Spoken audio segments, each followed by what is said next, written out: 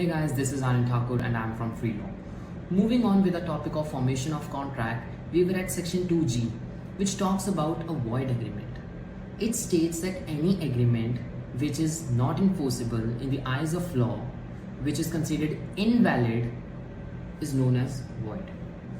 For example, दो parties के बीच में कॉन्ट्रैक्ट हुआ जिसका नेचर पब्लिक पॉलिसी के अगेंस्ट था, so it will be considered void.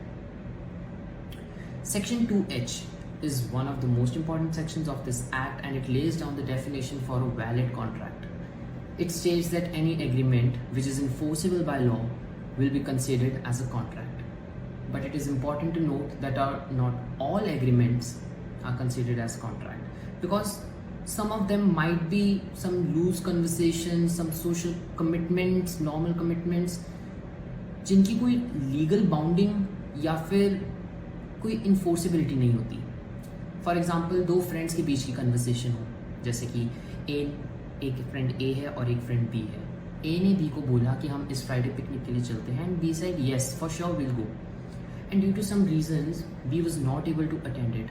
So here in this case A does not have any right to sue B on the basis कि उसने हमारे कॉन्ट्रैक्ट को ब्रीच करा, बिकॉज ये कभी कॉन्ट्रैक्ट था ही नहीं.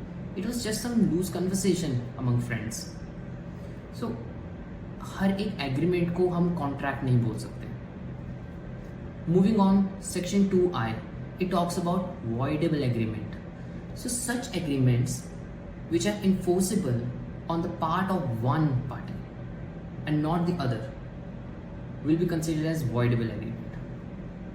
For example, माइनर के साथ आपने कोई प्रॉपर्टी रिलेटेड या किसी चीज़ के भी रिलेटेड एक कॉन्ट्रैक्ट किया, it is voidable on part of minor, because minor अपनी मेजॉरिटी अटेन करने के बाद इसे कैंसिल आउट भी कर सकता है, उसके पास ये राइट है करने का. So thank you guys, that's all for today.